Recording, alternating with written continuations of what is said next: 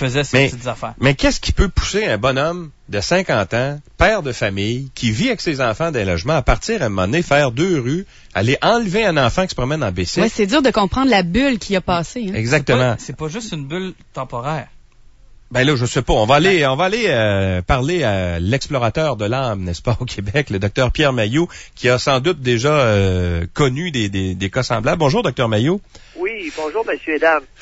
Comment vous expliquez ça? C'est qu'est-ce qui se cache dans la tête d'un bonhomme de 50 ans qui part, un bonhomme apparemment sans histoire, qui part comme ça, va enlever un enfant de 8 ans, puis qui l'enferme dans un réservoir comme ça? Qu'est-ce qui passe au cerveau d'un bonhomme comme ça? Il y a 2 scénarios plausibles dans des cas comme ça. C'est soit un prédateur sexuel ou quelqu'un qui est en pleine crise psychotique et souffre de schizophrénie. OK. Il n'y a pas beaucoup d'autres choses qui peut donner ce genre de comportement-là. Donc, le prédateur sexuel, on s'entend que c'est quelqu'un qui veut se donner du plaisir en enlevant un enfant? Il était plus capable de se retenir. Alors, ça se peut que ce soit un prédateur sexuel qui a passé une bonne partie de sa vie à se retenir. Et là, il n'en pouvait plus. Avec la chaleur, l'excitation, les petits garçons, là, c'était plus fort que lui. Il fallait qu'il aille en attraper un puis qu'il passe au banc. OK. Puis dans un cas comme ça, c'est-tu quelque chose qui se prépare longtemps à l'avance ou c'est vraiment c'est instantané, ça survient, non. Bang, ça pète, puis là, il va chercher l'enfant? Non. Dans certains cas de prédateurs sexuels qui n'ont pas d'antécédents, qui vont faire un enlèvement comme ça peut faire 20 ans qu'ils y pensent, mais qu'ils réussissent à se retenir. OK. Et là, étant stimulé par ses propres enfants, à un moment donné, il n'en pouvait plus, là. L'excitation sexuelle était à son paroxysme, et puis il est allé faire un enlèvement. Je vous dirais une chose. Dans un cas comme dans l'autre, cet individu-là va demeurer toute sa vie extrêmement à risque de refaire la même chose, donc de passer tout proche de tuer un enfant. Et dans ce genre de cas-là, je considère qu'il n'y a rien à faire et je considère qu'il devrait être exterminé. La peine de mort. Ah ouais, à ce point-là, parce que c'est irrécupérable, tu peux absolument rien faire contre ça. Que ce soit un prédateur sexuel, ce que j'en sais, la façon dont ça a été rapporté, là, que ce soit un prédateur sexuel ou un malade psychiatrique qui souffrait de schizophrénie, lorsqu'il se livre à des comportements comme ça, c'est trop dangereux pour être gardé.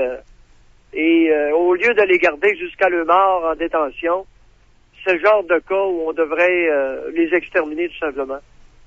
Doc Mailloux, est-ce que vous croyez que ça peut être vraiment son premier enlèvement, sa première agression? Dans le jargon du métier policier, on dit un voleur de banque a d'habitude commencé par un dépanneur. C'est gros, il avait même planifié son coup, il avait sa cuve, tout était déboulonné pour quand il arrivait avec l'enfant. Est-ce que ça peut vraiment être son premier cas ou on peut penser qu'il y en avait eu d'autres avant? Non, ça peut. Écoute, tout est possible. Tout est possible, y compris un premier cas. Mais considérant la façon et ce qu'il a fait, il est extrêmement dangereux et s'il n'avait pas été attrapé, c'est bien évident que l'enfant serait mort. Ouais, hein? Oui, parce que on entend aussi les gens qui l'ont côtoyé, tu sais, parce que c'était un concierge qui travaillait dans un gros immeuble à logement ici du côté de Québec. Puis les gens disent, on n'a jamais vu ça. Il avait l'air d'un gars honnête, super fin, tout ça. Est-ce que c'est possible justement qu'il réussisse tellement bien à cacher son jeu que personne ne se rende compte que ce gars-là, il y a une affaire complètement folle qui lui trotte dans la tête? Oui, exactement. Dans le cas d'un prédateur sexuel, et même dans certains cas de schizophrénie, ça peut passer totalement inaperçu à l'entourage. Je vois ça régulièrement. Mais de la schizophrénie... J'ai vu, moi, des psychiatres examiner des patients, j'en vois régulièrement. Surtout des femmes qui souffrent de schizophrénie. Ouais. Et le psychiatre passe aux côtés de tous les symptômes psychotiques. Ah oui, mais on s'en rend pas compte parce que la schizophrénie, c'est quand même une maladie mentale extrêmement grave, extrêmement sérieuse. Oui. Et il y a beaucoup de psychiatres, surtout les psychiatres francophones au Québec, qui ne sont pas formés suffisamment pour faire ces diagnostics-là. Et régulièrement, je vois des cas qui souffrent de schizophrénie depuis 15 ans, 20 ans. J'en ai encore vu une cette semaine. Et elle a été vue par 3 ou 4 psychiatres.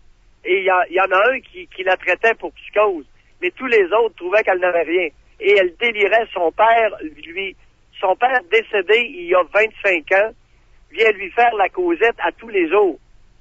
Ça, pour expliquer ce que c'est la schizophrénie, c'est des gens qui, dans leur tête, voient des choses, s'imaginent que c'est les réalités, alors que c'est leur cerveau qui invente tout ça, hein? Exact.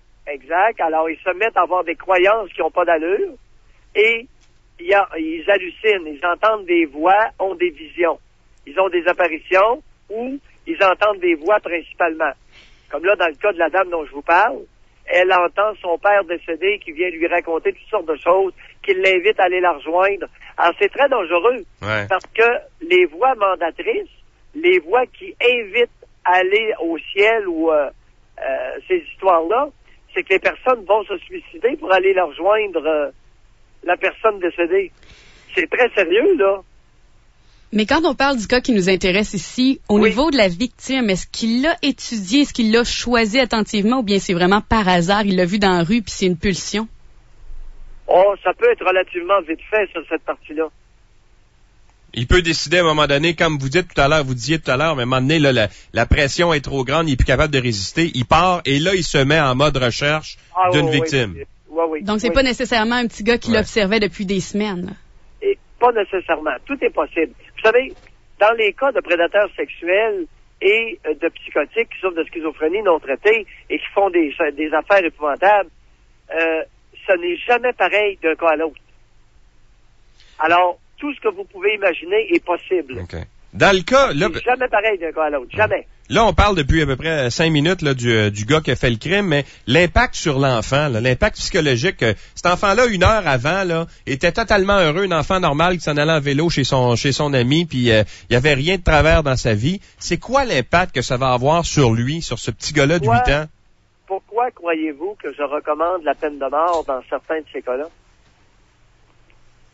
Parce que on veut, vous dites, il faut aller essayer de trouver un châtiment qui est égal au traumatisme qu'on a causé à cet enfant-là. Ouais. Exactement. Et faire en sorte que jamais plus cet individu-là ne puisse récidiver. Ouais. Pensez-vous que l'enfant... Alors, c'est ma recommandation de réinstaurer la peine de mort. Ouais. C'est afin d'éviter que des victimes soient tuées intérieurement pour le restant de leur vie. Parce que c'est ça, l'impact sur la vie de cet enfant-là, c'est pour toujours, là. Pourrait. C'est très variable. Il n'y a jamais 2 victimes qui sont traumatisées au même point. Ouais. C'est jamais pareil d'un cas à l'autre. Jamais. C'est quoi? C'est la force de caractère? Ouais. Pardon? C'est la force de caractère de l'enfant qui va faire qu'il va mieux s'en sortir qu'un autre? 1001 raisons. Ouais. J'ai 56 raisons. Ouais. Dans le pire des cas, bon, dans son cas à lui, s'il est reconnu coupable et qu'il est saint d'esprit, c'est perpétuité. Non, ça n'existe pas, votre maudite perpétuité. C'est ça que j'essaie de vous dire. Oui. Ouais, malheureusement. Ça n'existe pas, calvaire allumé. Ah, oui, à un moment donné, il sort. C'est libération conditionnelle après 12 ans, après 15 ans, puis après 25 ans. Ouais. Moi, ce que j'essaie de vous dire, cet individu-là, jamais plus. Jamais. Mais ça n'existe pas dans notre pays pays de l'âge, de pleutre, d'hommes féminisés, de matriarcat outranciers. Ça n'existe pas. Mais oui, mais il faut y redonner sa chance. Tu sais, toutes les bonnes dames de Saint-Anne de la ville de Québec vont se lever. Mais dans le fond, c'est un bon gars.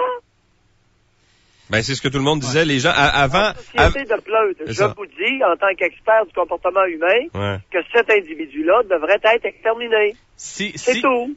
Parce que le risque de récidive est trop élevé. Si c'est reconnu, Doc Mayo, mettons que c'est de la schizophrénie. Et votre système de l'âge va le remettre en liberté dans 12 ans. Je vous le dis. Puis là, vous allez m'appeler. Là, le Doc Mayo, on fait quoi? Je vous l'ai dit il y a 12 ans. Il fallait l'exterminer. On va garder le tape, Doc Mayo. On va garder le ruban. Gardez-le le tape. M'a misé ma chemise à matin que dans 12 ans, vous me rappelez. Ah, je suis d'accord avec vous. Mais là, il fait quoi? Il est dangereux. Ben oui, il est dangereux. Je vous l'ai dit il y a 12 ans. Merci beaucoup. Il est tellement dangereux que ce genre de cas-là, même s'il n'a pas tué, ça devrait être la peine de mort. Exterminé. Merci, Doc Mayo, de nous avoir éclairé un peu là-dessus. Bye. Au revoir. Docteur Pierre Maillot, qui est psychiatre, lui, dit qu'il est irrécupérable, il n'y a rien à faire.